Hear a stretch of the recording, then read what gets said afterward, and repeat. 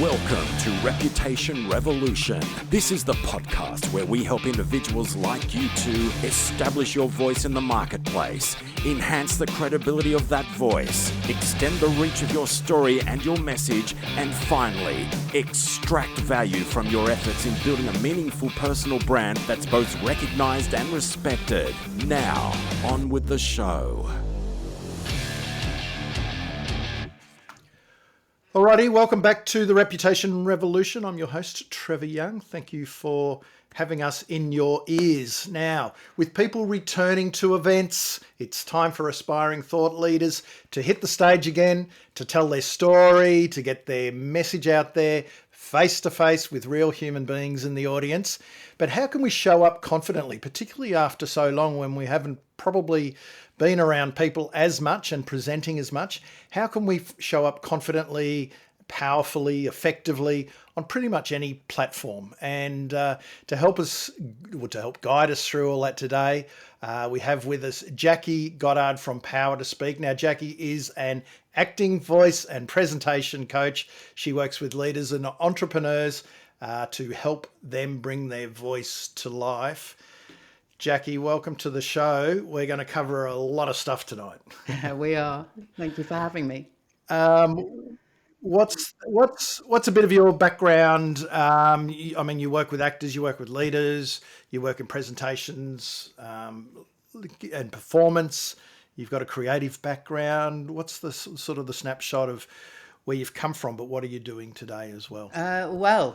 Long story short, I come from an acting background. I think I always should have been an actor or director, and bizarrely ended up becoming a fashion designer.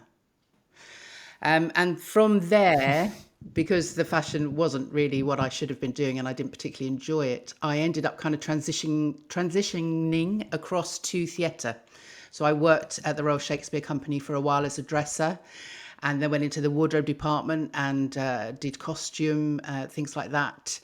But really, I was always hanging around in the wings, just watching what was going on the stage, and just from the auditorium, watching directors work with actors and seeing how a whole production came together. And on film sets too, I did some stand-in and some work on some films, and it just fascinated me, absolutely fascinated me. Just, I suppose, the creative thing of actually putting a show together. And then from that, I thought, right, well, I really do need to go to drama school. So I went off to drama school, learnt the craft, went off to Edinburgh Fringe, London Fringe Theatre, worked on new plays, just had a great time just mucking about on stage. But it really doesn't pay the bills, as I'm sure lots and lots of people will tell you. You end up hanging around waiting for jobs for longer than you actually are working.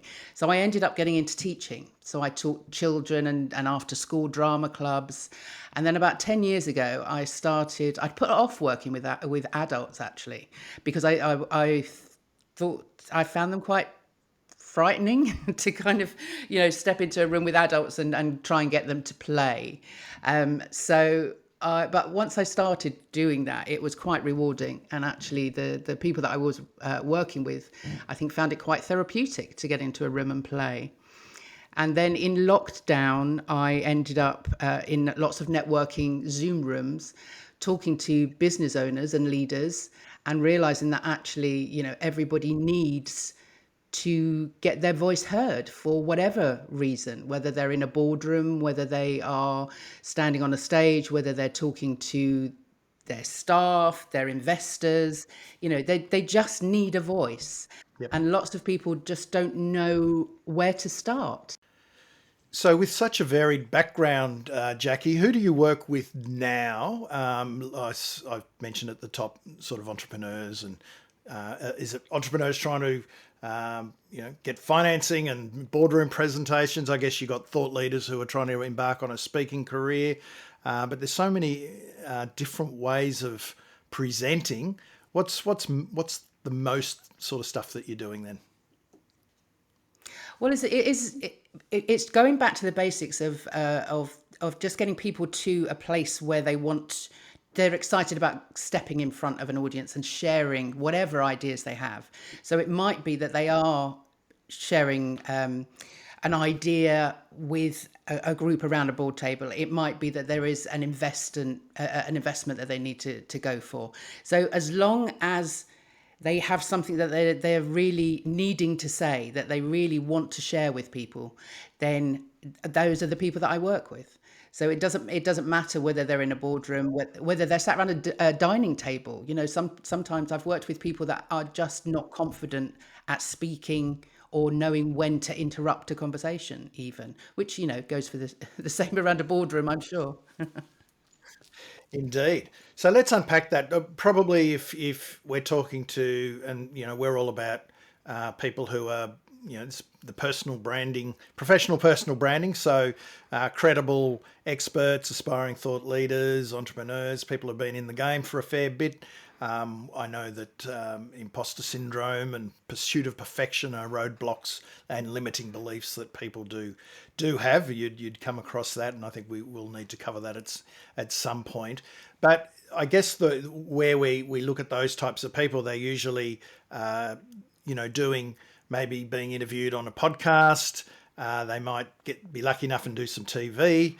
They might want to do their own podcast, or want to do their own videos, or more likely probably want to get out and speak, whether it's a small meetup up into, on a stage at a major conference. So we've got the full gamut, but I guess the same things have to be covered off, whether you're speaking to a small audience, one-to-one, or a major audience. What are the key things then that you look for in these people, if we can generalize across a number of those things? Yeah, I think it comes down to their personal story, because you kind of need to allow people, or give people permission to be themselves. And that's where personal branding comes in quite heavily into how people want to be perceived. But actually, what they need to do is just kind of show up as themselves and not be worried, or that they're going to be judged, or they're going to be, laughed at for what it is that they have to say, or for showing their personality. And it's kind of just getting people to a point that actually you can do that without making you look bad somehow. That actually, if you show up as yourself, then actually, if you're telling the truth, and that's what comes across from my acting training, is that when you're playing a character, you have to be truthful to that character. You have to be that character, not play that character. And actually, that's what I try to get from people, no matter what it is that they have to do. As long as you can get them to the point where they are confident in themselves, then and they are being truthful and honest with themselves, then they can show up anywhere. They can stand on any stage. They can talk to any presentation and be confident that they're not going to stumble over their words. They're not going to say something wrong, because they're talking the truth. They're speaking the truth. Yeah. And I think it's a really interesting point. Yeah, I mean, I guess the same as creating content. A lot of people don't want to do it. They won't do a YouTube video despite wanting to, because it won't be perfect. And, my mantra is don't let perfect get in the way of getting it done.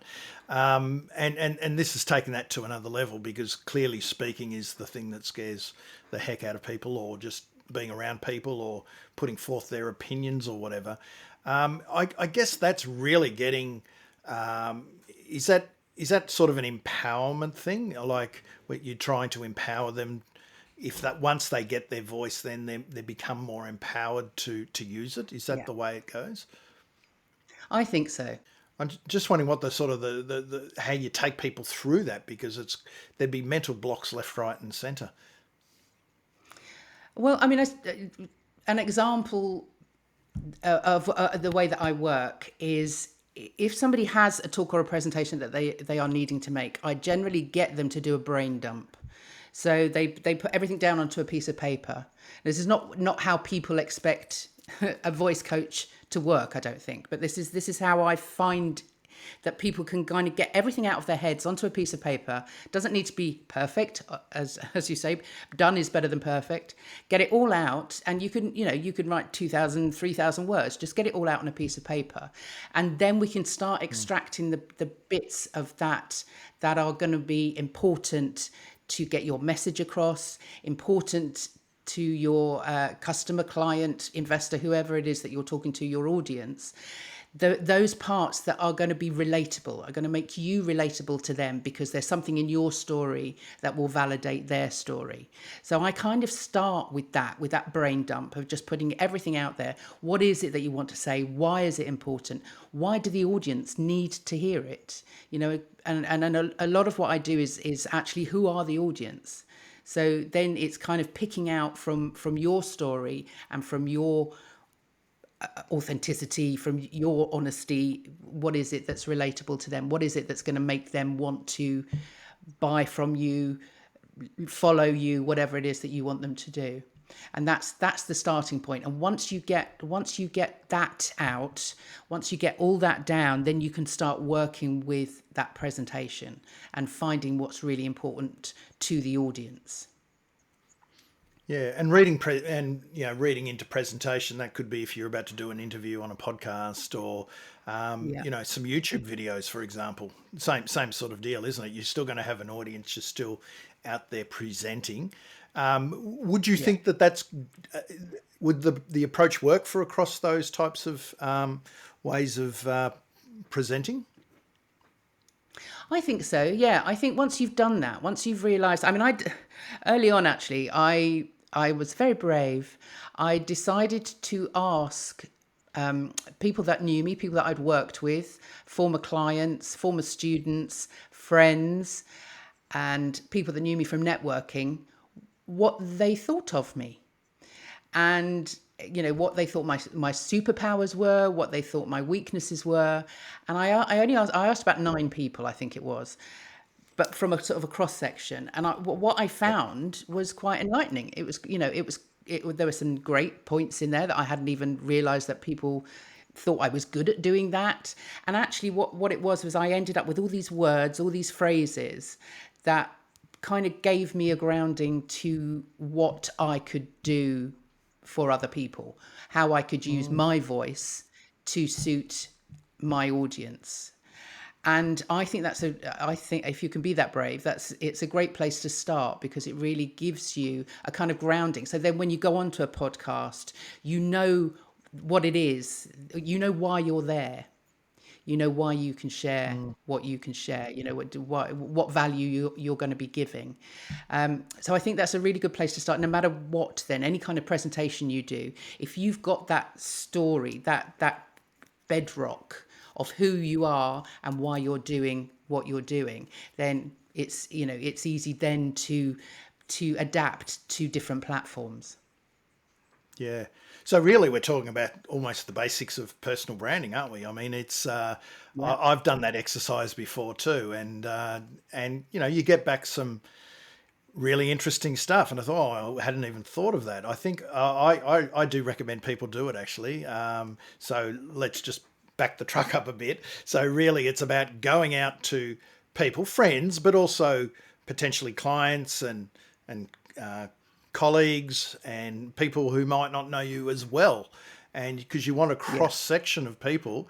And what do they think of you? I mean, I know some people have done that. I know a couple of people have done that, and they've just give me one word, and they've tried to distill it down to one word. But I like, give me a sentence or two. What you think of my, as you call it, superpowers? How do you think I help people? What do you think how do I look out? How do you think people perceive me? That sort of thing. And I think you get back gold. That's insights, isn't it? And remembering that, your personal brand is what people perceive you and what they think of you. That's your brand. What we try and do externally is really try to influence that in a genuine and authentic way. So that's really good, because that really dovetails into personal branding anyway.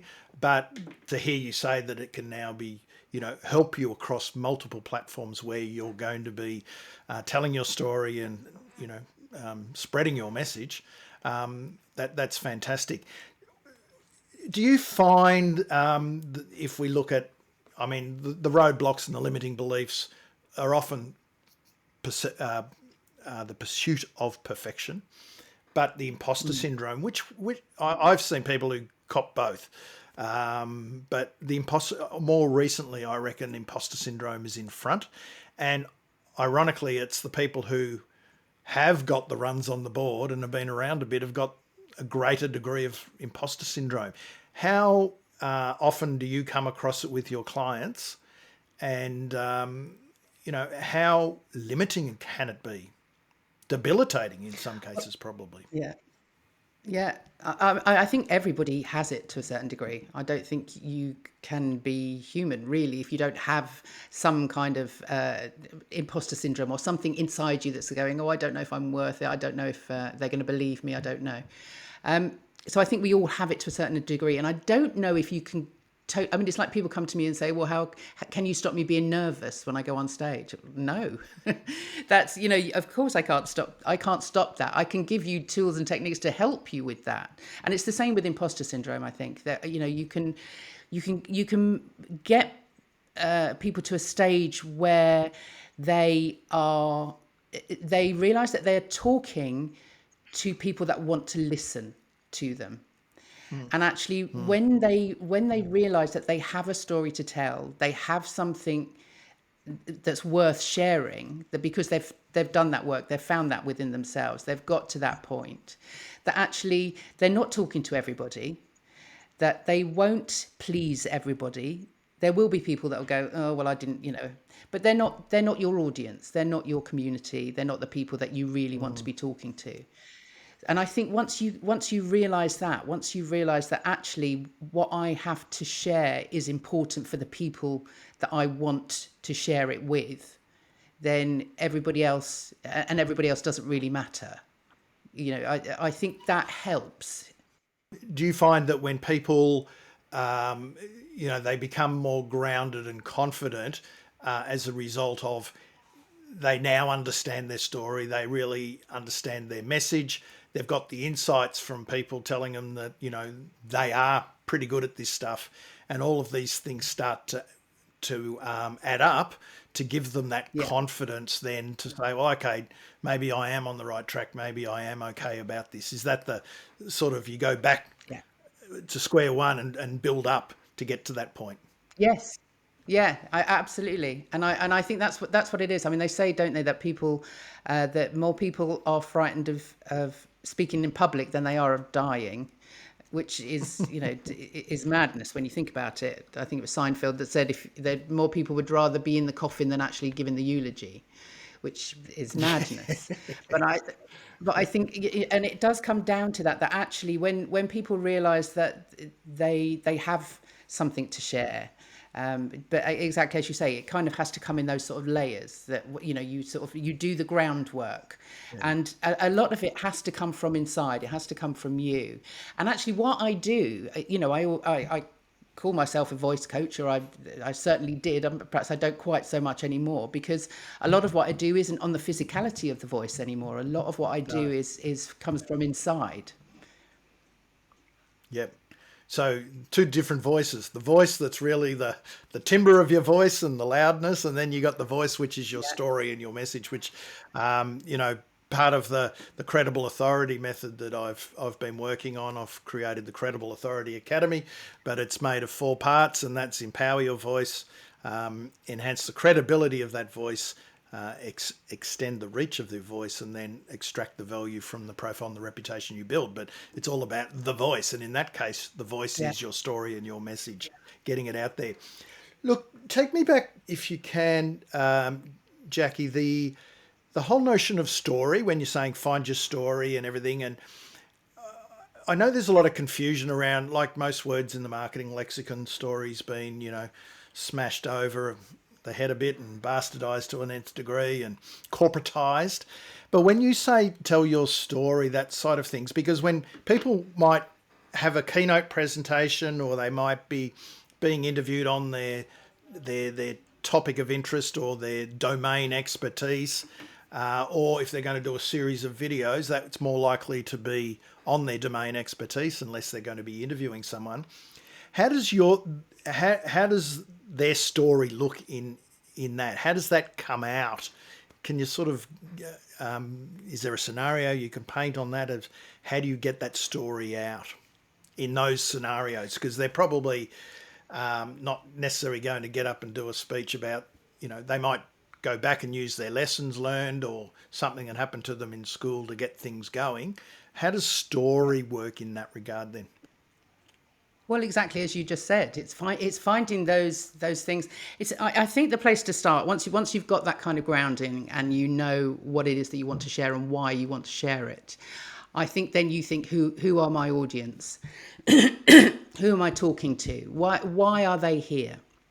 And lots of people sort of stand on a stage or in front of people and get nervous because all eyes are on them, which of course they are to a certain extent.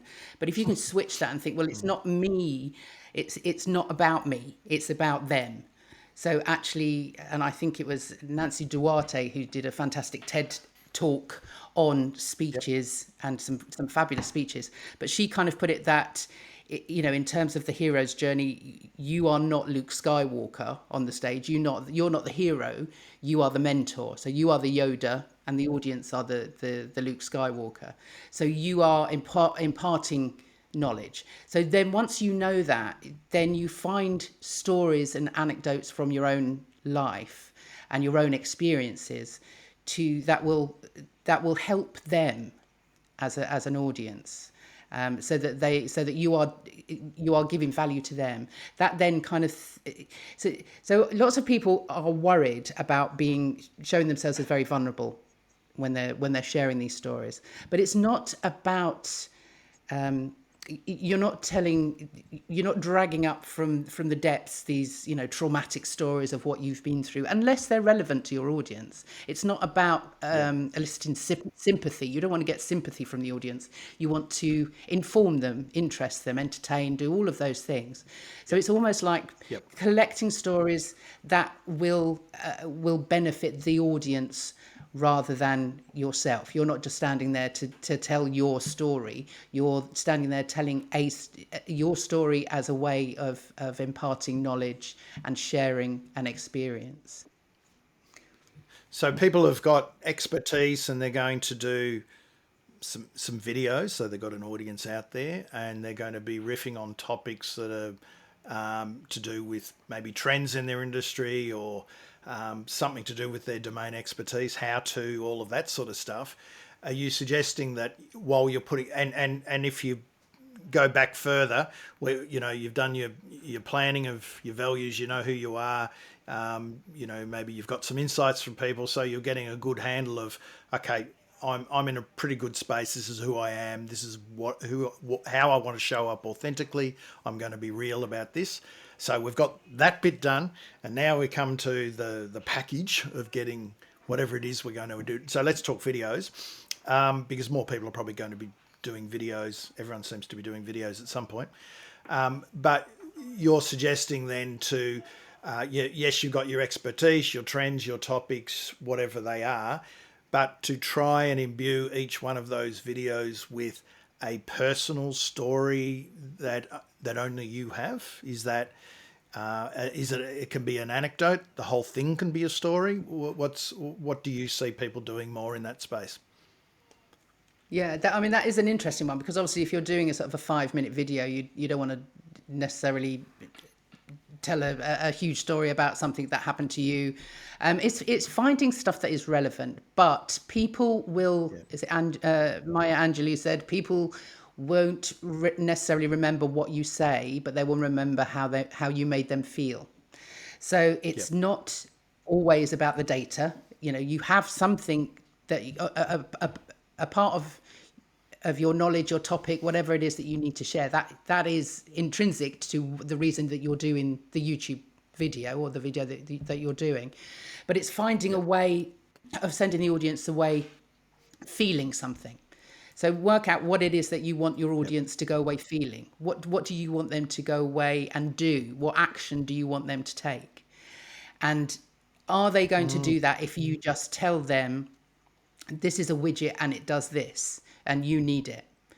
Or will they go away if you tell them, I had this widget and this is how I came across it because this was happening in my life, and now that I've got this widget, this problem has been solved, and this is now how I feel.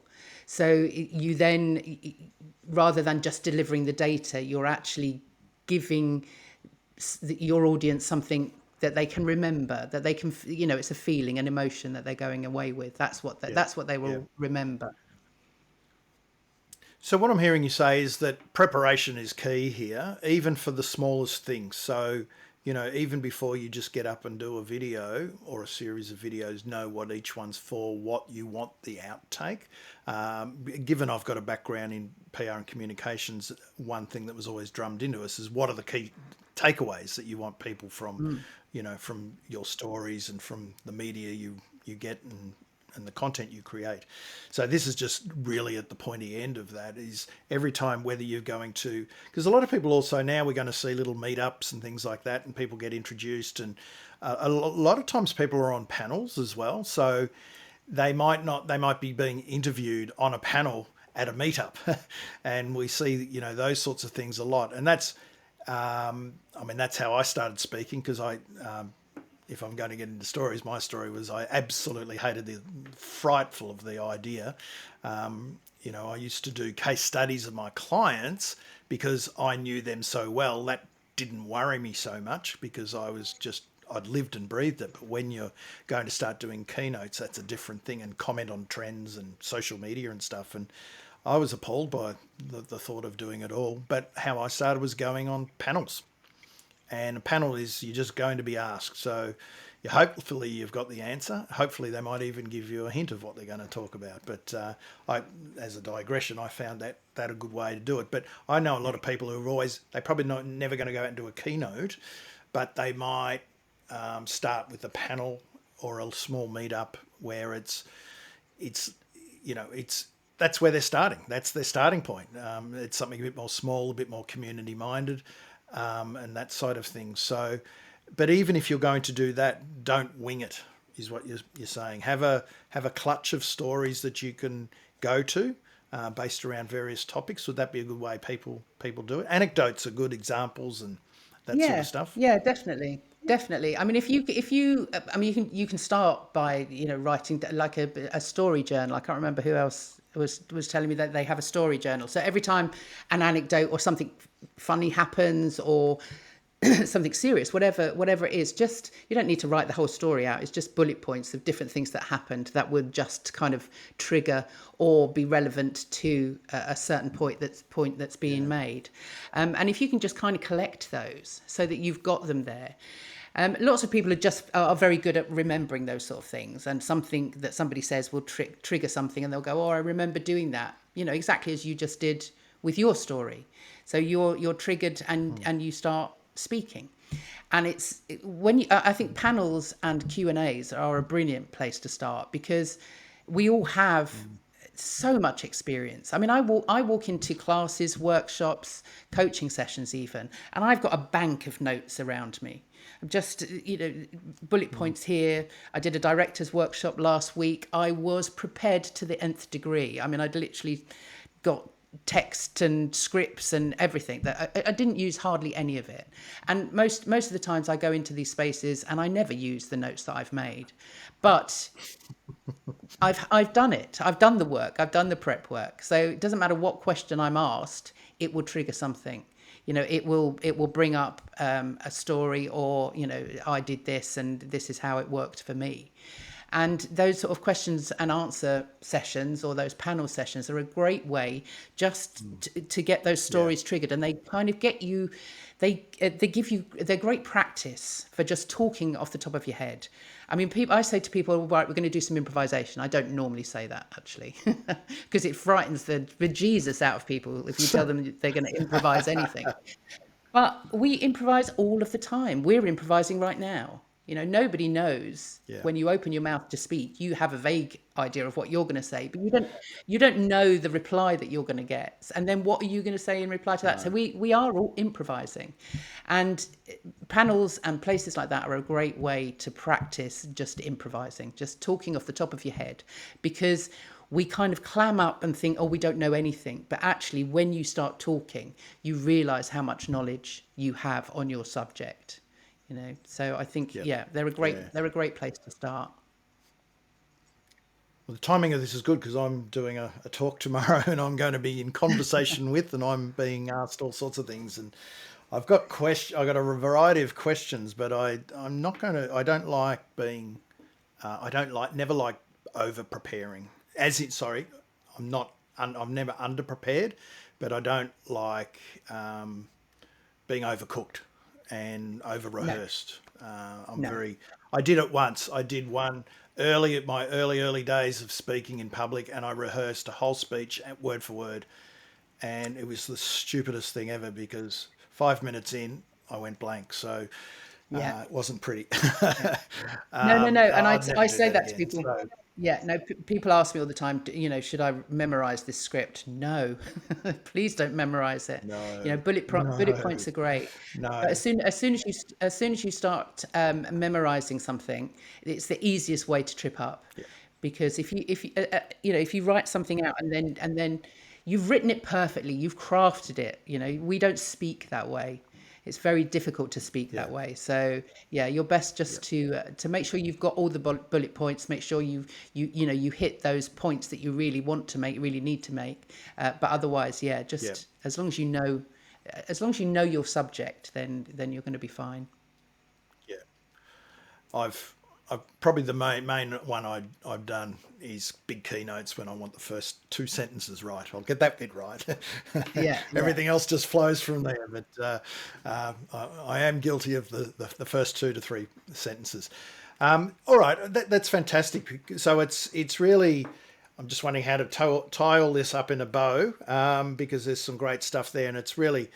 If maybe put it into some sort of semblance of order there, because I've taken you on different pathways, so that's my fault. So starting point is really getting to know yourself, understanding, and I think values is a big part of that.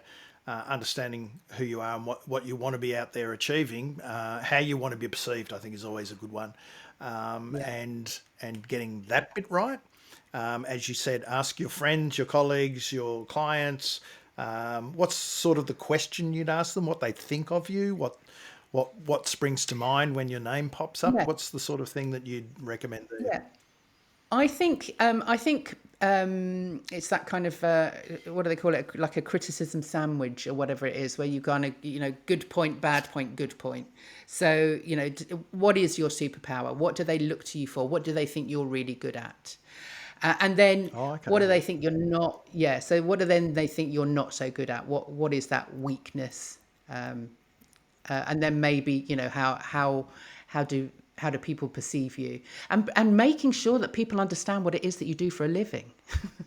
I found Yeah, that sort true. of early on, is that actually I'd say to people I'm a voice coach. I think I called myself a performance coach in the beginning, and didn't realize that people didn't really know what that meant. So yeah, make sure that what it is that you're saying actually explains what it is that you want to explain, really. So yeah, And with weaknesses, is that necessarily to fix the weakness or just to know to stay away and to accentuate the strengths and the superpower? I think we are all aware that we have weaknesses.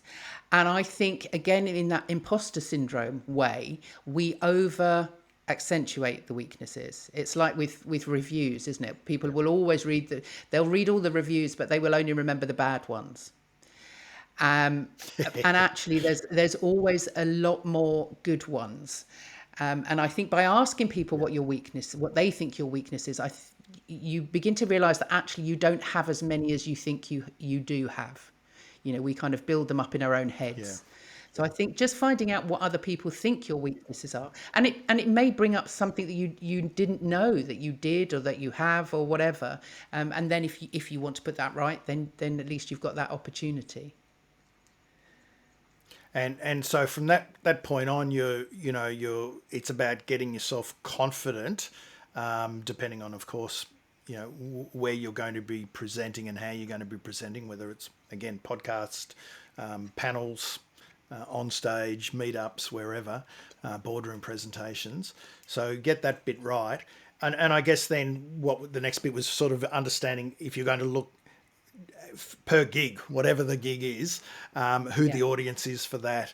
And I think the critical thing that I took away was what do you want their takeout to be? Is that right?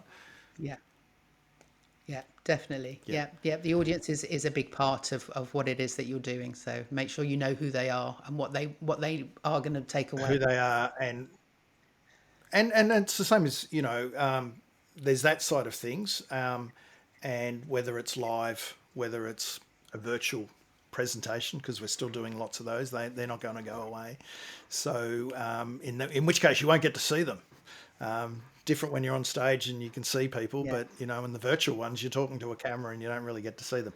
And then so preparation for each thing that you do, each gig, each little platform, whatever it is, but really come connected with have a bank of stories. I think that's one of the big keys that I've got out of tonight is have that bank of stories that of examples and you go to. I mean, I think about now, and I've got things that I just fall back on. They just can't come out by rote that I know that they're going to come out because I've said them enough. And you might think that you've told that story so many times everyone's sick of it, but they're not, because chances are they've heard it before is not great anyway. And that's the same with messaging and your story generally. Just when you're so sick of saying it, it might just be cutting through to people. Yeah. So we've ticked off those things. We didn't, and I didn't. That's sort of the hardest stuff, the development stuff to get our heads around. Less so how your voice sounds and where you put your hands and deep breaths and all of that. I mean, that's the next. That's more the physical manifestation of your presentation, isn't it? Yes. Yeah, absolutely. But this other stuff is what troubles people. Yes. Yeah, because if you've got all of that other stuff straight, then the voice will come naturally, the hand gestures, people worry. I worked with one guy that was doing YouTube videos and he just stood there with his hands in his pocket. And it's like, well, why have you got your hands in your pocket? Well, I've been told that I can't use my hands. Why? They are part of you. And once you start speaking naturally and with confidence, then your hands will do what your hands do, and that's, you look stranger standing there with your hands in your pockets than you do actually using your hands to illustrate your points. So yeah, that's good. I use my hands. Excellent. Alrighty. How's the best place online for people to find you, Jackie? Thanks very much for your time today. Oh, you're welcome. It's been fabulous to travel to the other side of the world to speak to you today. I'm on LinkedIn. You can find me Power to Speak, Jackie Goddard on Power to Speak on LinkedIn. My website is powertospeak.co.uk. Come and find me. I'm on Instagram and Facebook. Power to Speak is on Facebook too. So yeah, all the usual places. I also have a podcast called Power to Speak, the podcast, which is Excellent. on YouTube, and talk to lots of interesting people. I'm all over the place. All righty. Thanks very much, Jackie. Have a good day, or rest of the day. The reputation economy is here. The world today needs more genuine, credible experts and leaders to stand up and share their experience, their wisdom, their stories and ideas. Are you